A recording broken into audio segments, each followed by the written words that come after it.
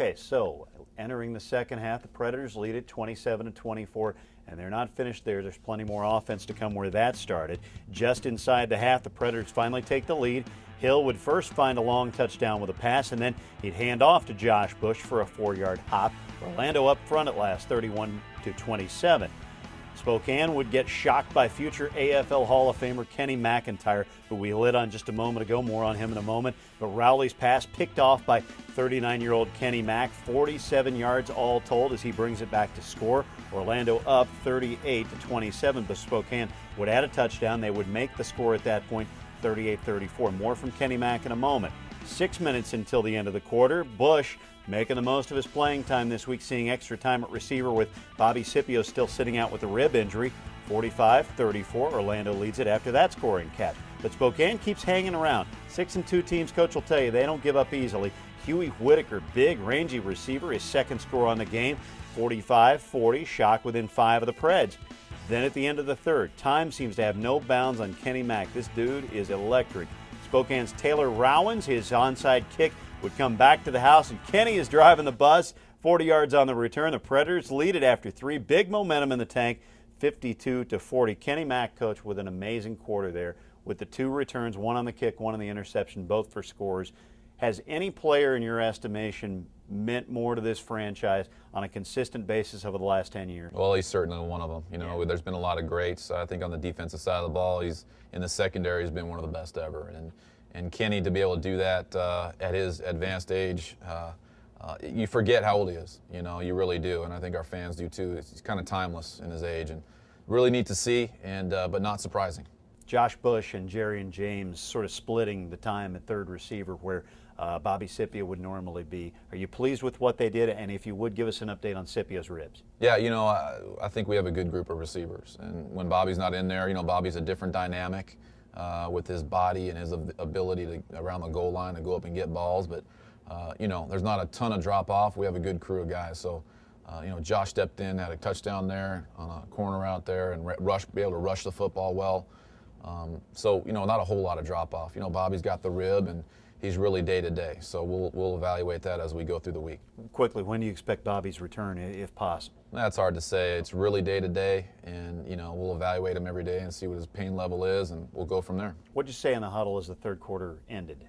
You know, when the third quarter ended, we always come up in the fourth quarter and just talk about winning one quarter. That's all you got to do, and we've been able to do that. You know, 4 out of the last 6 weeks. We really felt it would be 5 out of the last 6 weeks. But, you know, the final, towards the end there, we weren't able to get it done, you know, for different reasons, and we've got to overcome that and find ways to finish. So the Predators with a strong opportunity to get this W, leading 52-40 as the fourth quarter begins at Amway Arena, and it just didn't go their way. Spokane on offense, Rowley goes to Vigil, third time they've hooked up. The lead slips 52-46. 6 minutes till the end of the game. One play to sum up the fourth quarter for Orlando's offense. It is Nick Hill looking for a receiver, taken away by Antoine Marsh from Spokane. Orlando would also turn the ball over on downs in that quarter. Near the end of this thing, Spokane trying to take the lead, and they do. They keep it for good. Rowley goes to Vigil once again. Rowley's 6th touchdown on the game, 53-52 Spokane. But the Preds get one last chance. Martinez leads the AFL in field goals made. He gets a long one, perhaps to seal the deal. Instead, it is blocked. Orlando slips now to 4-5 on the year with this loss to Spokane, 53-52. So, basic question, I suppose. At this point, do you ring this one up as a bad loss? How disappointing is it? It's very disappointing. I mean, there's no sugarcoating it at all. You know, we're all upset about it. We're all upset about it. The key is to get back to work tomorrow, and that's what we're going to do. We have to overcome it. We've got a great test Friday night, and we're going to have to turn this thing into a positive. And what doesn't kill you makes you stronger, Sean. So we're going to choose to fight and continue to work hard to get a win. We talked about your defense. Let me praise your offense just a little bit, because it's hard to find arena football offenses. You see multiple offense that is splitting the pass and run in the outdoor game, but when you move indoors, it's a heavy pass game. You ran the ball very well this week. You had 3 touchdowns on the ground. You pleased with that? Well, I think we need to mix it up a little bit more. I think that takes a little bit of pressure off our quarterback, and if we're able to rush the football properly, then yeah. But it is a passing game, and I think occasionally you can, you know, put a run in there, and I think Josh did a great job on that toss for the touchdown. He really slammed it in there. So nice little wrinkle. Let's look ahead to this coming Friday night at the Jungle. Jacksonville coming to town. Of course, they beat the Predators in early April. That was in Jacksonville, 57-31. It was the second game of the year for Coach O'Hara. Walking in Amway Arena, Coach, just the other night, I bumped into a familiar face, Les Moss. He's in the stands to check you guys out, as he is a lot. Your thoughts looking back to that game and what you'll use from that loss to get ready for Friday? Well, boy, that Jacksonville game up there week 2, they beat us. I mean, they soundly beat us. And so that's something that's stuck in our minds. They're a very good team. I think we're better than we were in week 2. I think there's no question about that. So we're eagerly anticipating this opportunity. We have a lot to prove to ourselves as a team. That's the important thing. And to play a whole complete game just one time and then build off of that. So that is our focus and our perspective and direction right now. I think what you might be telling me in essence is revenge in this situation doesn't mean a thing. Getting a W does. No, there's no revenge. It's, we're a team and we're trying to put together a solid game. And our players have a lot of pride, Sean. And there's guys on our team that have been around a long time, and then we have guys that are real young. The guys that have been here a long time, they have tremendous pride. They have tremendous pride for this organization, this league, and themselves. So I expect our team to come out and play very, very hard Friday night, and we'll see what happens. It's going to be a very good one this coming Friday night at 7:30 at Amway Arena.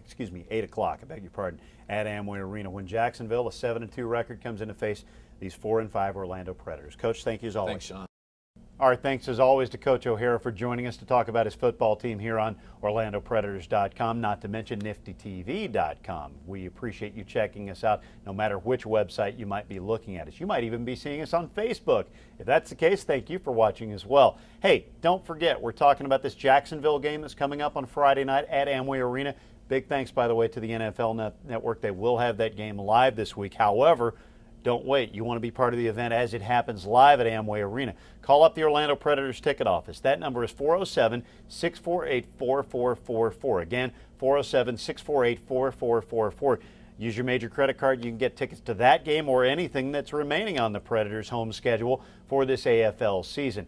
Oh, also, look at OrlandoPredators.com. If you want to just buy your tickets over the internet, of course, you can do it that way as well. Again, that game coming up this Friday night at 8 o'clock at Amway Arena for the Predators and the Jacksonville Sharks.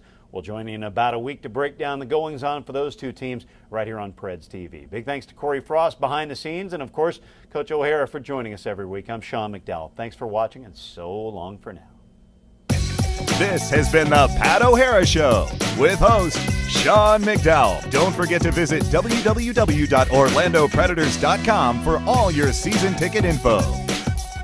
If you would like to advertise on Preds TV, use the email address on your screen now.